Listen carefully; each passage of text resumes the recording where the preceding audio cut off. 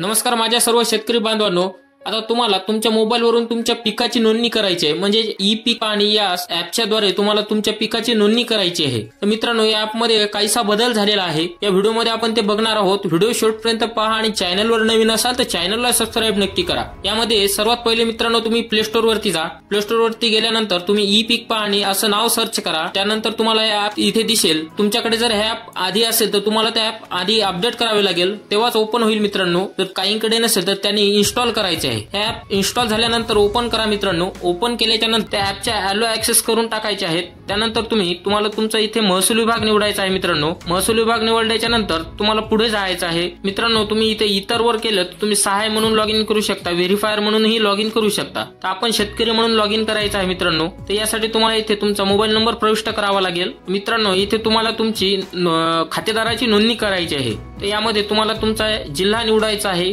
तालुका निवडायचा आहे आणि गाव निवडायचं आहे। तर तुमचं शेत कोण्या शिवारामध्ये आहे तेथील जिल्हा, तेथील तालुका हे निवडायचं आहे मित्रांनो। इथे तुम्हाला खातेदार निवडायचा आहे। तर तेथून तुम्ही गट नंबर, खाते क्रमांक, मधले नाव, आडनाव असे टाकून तुम्ही सर्च करू शकता। तुम्ही इथे माझा खाते क्रमांक टाकला मित्रांनो, त्यानंतर माझं नाव इथे मला दिसलं। यानंतर नोंदणी अर्ज बघा मित्रांनो, तुमचा खाते क्रमांक बरोबर आहे का, तुम्हाला तुमचा मोबाईल नंबर बदलायचा आहे का, इथे तुम्ही बदलू शकता मित्रांनो। मी नोंदणी आधीच केलेली आहे, मला इथे विचारलं आहे तुमची नोंदणी आधी झालेली आहे, तुम्हाला पुढे जायचं आहे का। तर मी मित्रांनो इथे होय केलं। इथे खातेदाराचे नाव निवडल्यानंतर मित्रांनो तुम्हाला साकेंताक हे टाकायचं आहे।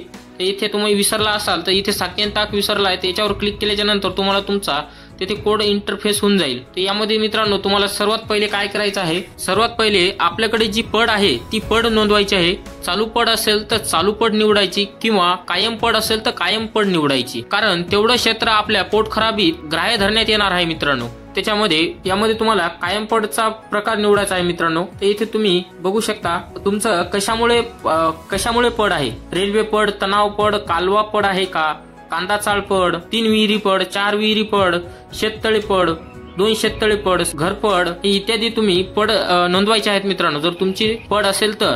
आणि गट नंबर असेल गट नंबर, सर्वे नंबर असेल सर्वे नंबर आणि ते क्षेत्र त्यामध्ये नोंदवायचे आहे मित्रांनो। त्यानंतर आता आपल्याला ई पीक पाहणी नोंदवायची आहे मित्रांनो। तर पीक माहिती नोंदणी यावरती क्लिक करून आपण आपल्या पिकाची माहिती नोंदवायची आहे। यामध्ये सर्वप्रथम आपण आपला खाते नंबर नोंदवायचा आहे, त्यानंतर गट नंबर नोंदवायचा आहे। त्या गट नंबरवर जेवढे क्षेत्र आहेत यामध्ये दिसेल मित्रांनो, आणि जे पोट खराब क्षेत्र आहे ते पण यामध्ये दिसेल। त्यानंतर आपल्याला हंगाम निवडायचा आहे। हंगाम असणार आहे आपला खरीप हंगाम निवडल्यानंतर त्यामध्ये आपल्याला पिकाचा वर्ग निवडायचा आहे, पिकाचे नाव, जे तुमचं मिश्र पीक असेल, बहुपीक असेल मित्रांनो ते तुम्हाला। त्यानंतर मग पिकाचे नाव, त्या पिकाखालील असलेले क्षेत्र पण निवडायचे आहे मित्रांनो, जसं की ते पीक तुमच्या किती क्षेत्रातनी आहे हे तुम्हाला निवडायचं आहे। जर पूर्ण पीक एका क्षेत्राखाली असेल तर पूर्ण क्षेत्र असेल तर पूर्ण क्षेत्र भरा यावरती क्लिक करायचं आहे। जर क्षेत्र कमी असेल तर 1 एकर साठी 0.40 करू शकता, 2 एकर साठी 0.80 करू शकता, 3 एकर साठी 120 करू शकता। तर आपण वेगवेगळ्या प्रकारे निवडू शकता।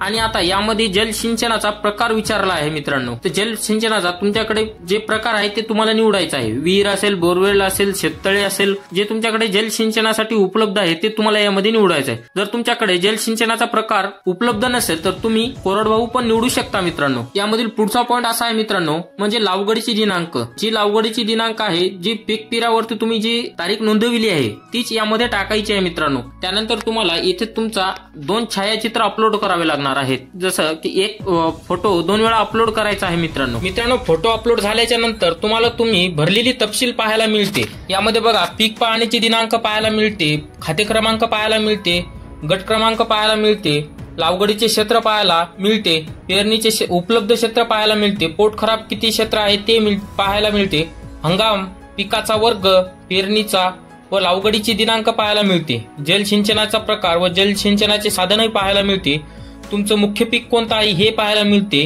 तुम्ही अपलोड केलेले फोटोही इथे पाहायला मिळतात मित्रांनो। तुम्ही तुमच्या पिकाची नोंदणी केली आहे का, कमेंटमध्ये नक्की सांगा।